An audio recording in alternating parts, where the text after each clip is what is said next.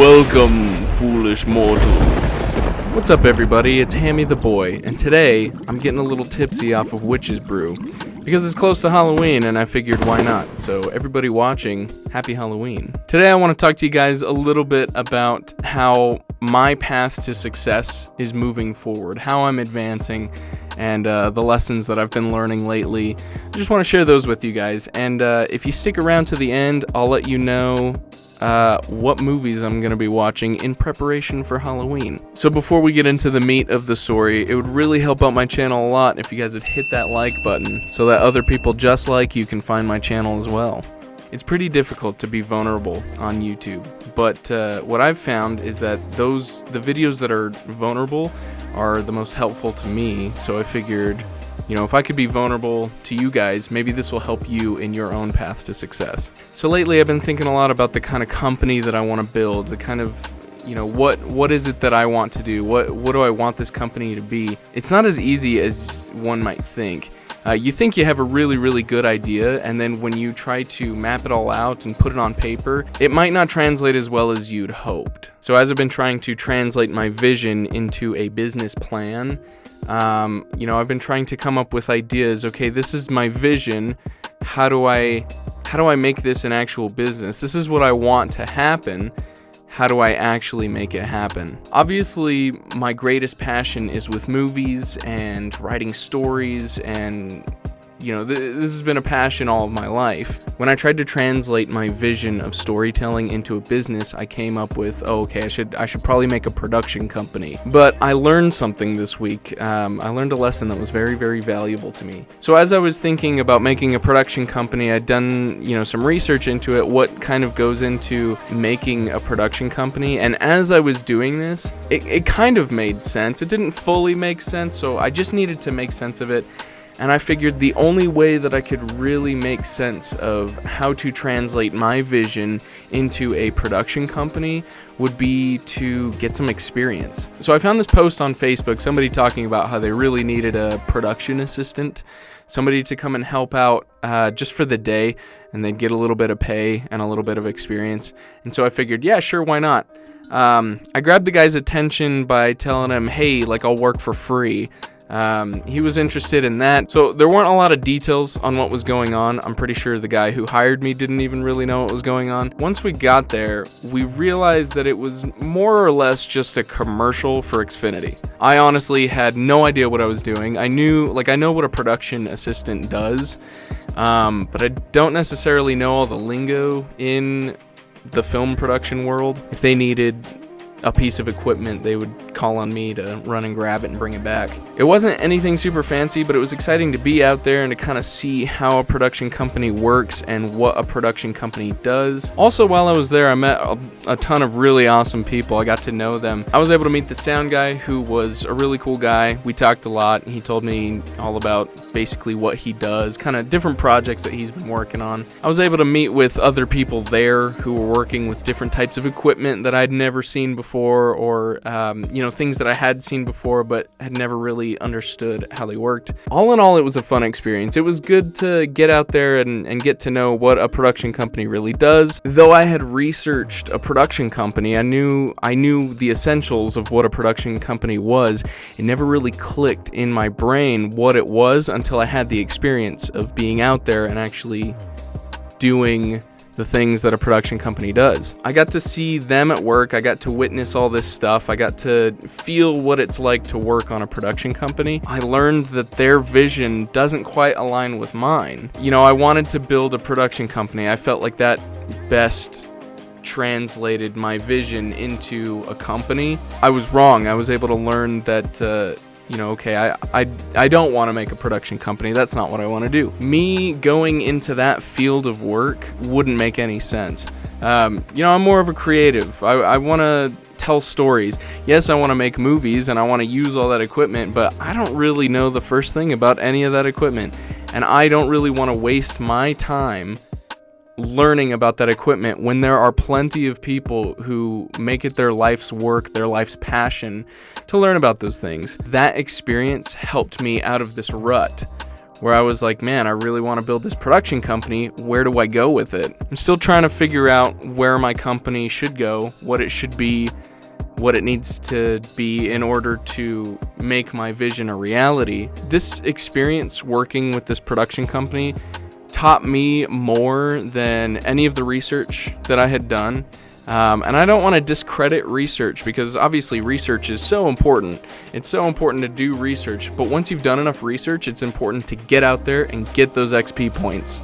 Chasing your dreams really does take a lot of hard work. You have to get out there, you have to learn what works for you, you have to be vulnerable. You need to be willing to take a risk, because those bad things that do happen, those times that you're wrong, those times that you fail, those things really do teach you everything you need to know. Something that I feel like I had to relearn in this experience was that when you are chasing a career, you really should get an entry-level job in that industry so that you can kind of see the ins and outs, see how the company works like a machine, see how the machine works. Is this something that you're comfortable with? Is this really something you see yourself doing?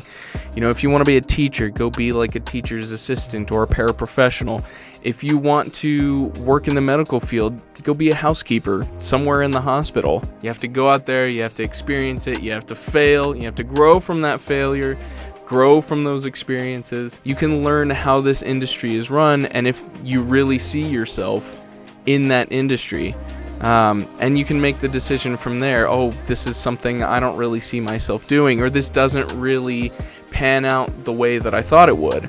And that's totally okay. You can also go into a company and realize, yeah, this is totally what I want to do. This is exactly what I thought it was, or maybe even better. If you learn that this is the company for you, this is the industry that you want to get yourself into, then you're right there, able to make friends with everybody that you work with. You can make friends with all those people in the industry and use those friends and those connections to help you advance further in that career. If I really did want to build a production company, then what better place to meet people than by working for free with people who do this every day? What I've learned for myself as a writer is that it's not good enough to stay home and write, but you really got to get out there and meet people in your industry. You won't be able to make an entire film by yourself. You really won't be able to build an entire business by yourself. You're going to need help. You're going to need other people who are passionate about specific things. So if I want to make a movie, I need people who are passionate about filming. I need people who are passionate about audio. I need people who are passionate about graphic design. I need people who are passionate about music. I need people who are passionate about acting.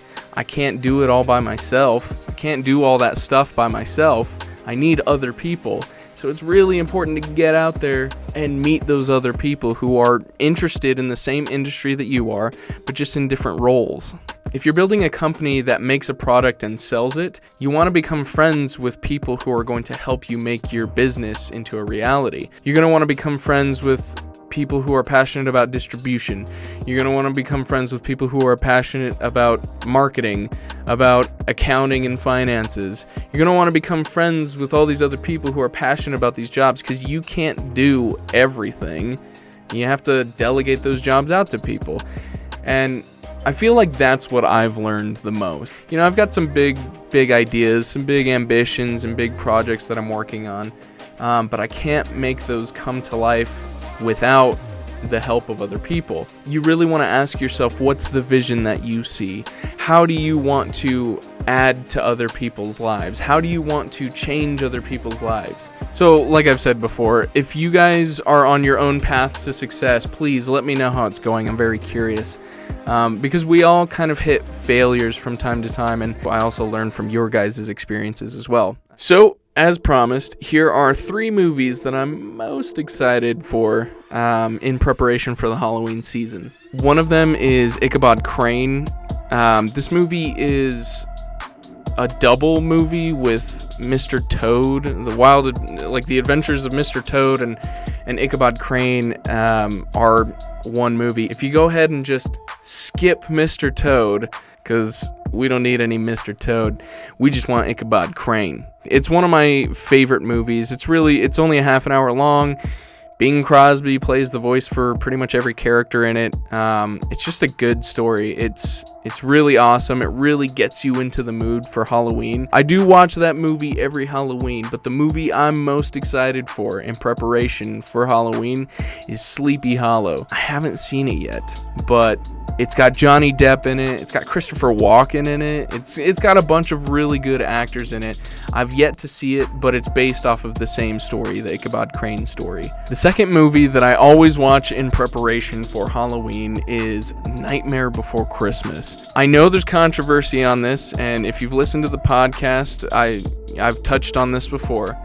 It's a Halloween movie to me. It's kind of the movie that I watch on Halloween Day, or like right before Halloween Day, or like right after Halloween, so that I can get into the mood for Christmas. I'm definitely one of those people that's like, November 1st, Halloween decorations down, Christmas decorations up, and I don't care what you guys think about me that much. The last movie that I'm most excited for in preparation for Halloween is Harry Potter and the Prisoner of Azkaban. I don't know that it's really necessarily meant to be a Halloween movie. This movie has so many Halloween elements into it. It really just makes for a good Halloween movie, in my opinion. Me and my wife have been watching the Harry Potter movies in preparation for the holidays in general. We did not plan this at all, but we got so lucky that the order just so happened to fall that we would watch the third movie the day before Halloween. So super stoked to watch those movies. Let me know down below, what are the movies that you guys are planning on watching this Halloween. Don't forget to like, subscribe, and hit that notification bell. If you haven't already, go check out Movies All Day podcast, and thanks again for joining me on my journey to success.